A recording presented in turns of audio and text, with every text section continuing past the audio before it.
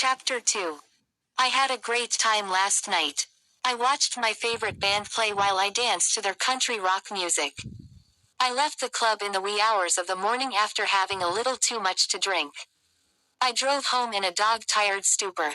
And as soon as I made it home, I collapsed onto my bed without changing out of my clothes. I woke up today after 10 hours with a terrible hangover complete with a headache. After dragging myself out of bed and taking a cold shower, I decided to drive myself out for lunch because I didn't have the strength to cook and I was starving. I am sitting at a table in the back of the small restaurant, pressing my phone while waiting for my food when someone walks up to me. "You are alone." I sigh and look up from my phone. "Yeah, but I am not interested in socializing," I reply. "I just want to eat my food in silence. I am not trying to find myself a man or attract unnecessary attention. I didn't even bother dressing up. I am just wearing a simple blue polka dot dress and boots." "That makes the two of us," he says before sliding into the empty seat next to me and snapping his finger in the air for a waitress.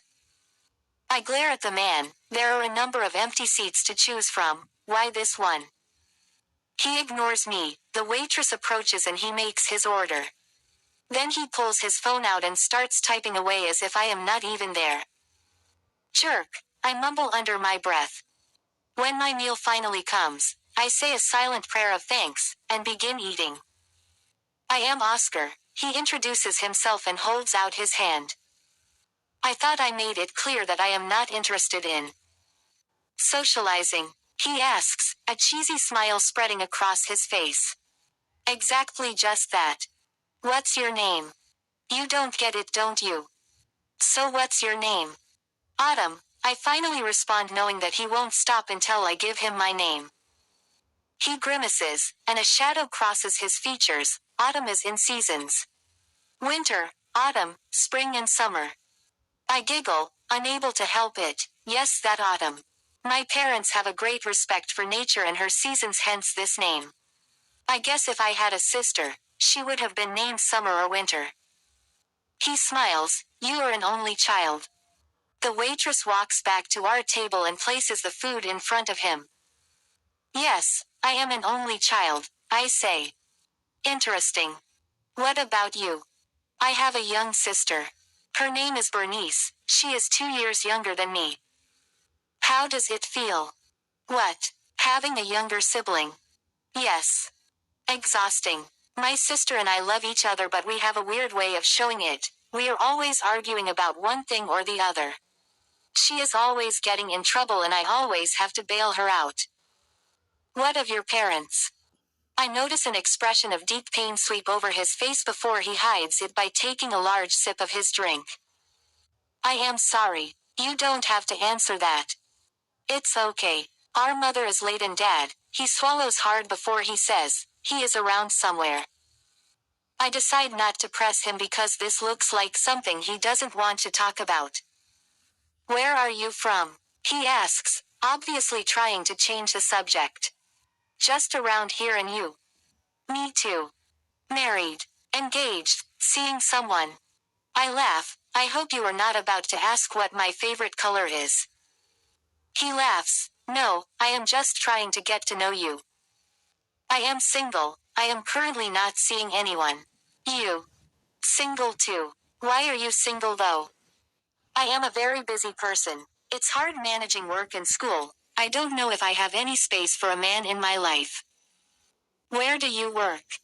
"Leading Capital Bank. I am a loan officer." "And you are obviously pursuing your master's." "Yes. What do you do?" "I run a couple of businesses." "Okay." We eat the rest of the meal in silence, and after we are done, we sit and chat for a while. When he walked up to me earlier, I thought he was a jerk, and now I have a totally different opinion about him. Oscar is charming. He is good looking too. And I love that he truly is trying to get to know me. He asks about my family, my future plans, what I love to do away from work, the sort of music I listen to, the books I read, and everything there is to know about me. When was the last time someone had taken an interest in me? I am totally impressed. Later he calls for the bill and insists on paying for my meal as well, so I let him. Thank you for keeping me company. I smile as I walk out of the restaurant with him. It was my pleasure.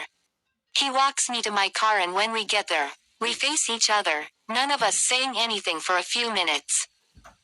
I would like to see you again. I smile as the butterflies flutter in my stomach.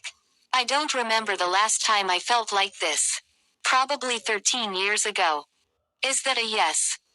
I nod my head before I open my purse and pull out a card. Call me, I say, handing it to me.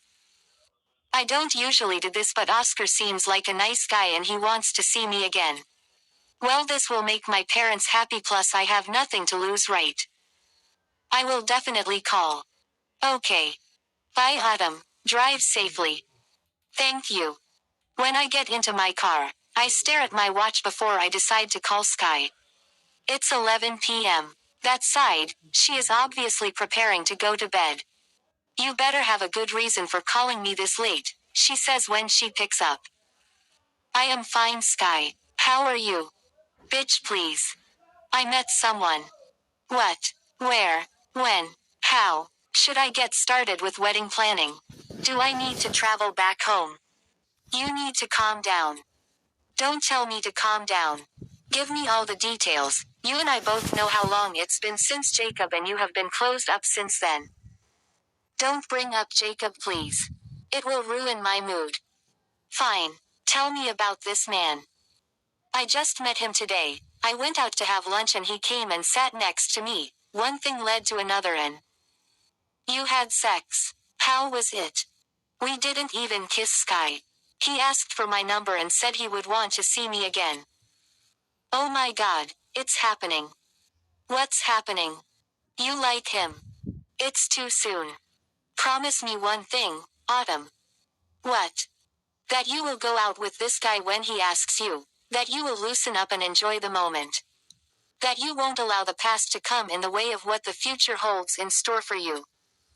I promise. That's all I needed to hear. This call was totally worth it. I don't mind you calling at 2 in the morning if you are giving me this kind of news. I miss you. I miss you too. I am totally coming back home for your wedding. I will bring Cooper too so you can get to meet him. There will be no wedding, Sky. Fingers crossed. You sound like Mama Hyde. She laughs. I am happy you have met someone, Autumn. I am so happy. And keep me updated. I want to know everything. Thank you. I will keep you updated. I am about to drive out of the restaurant. I will call you tomorrow. Sure. Take care. Asterisk.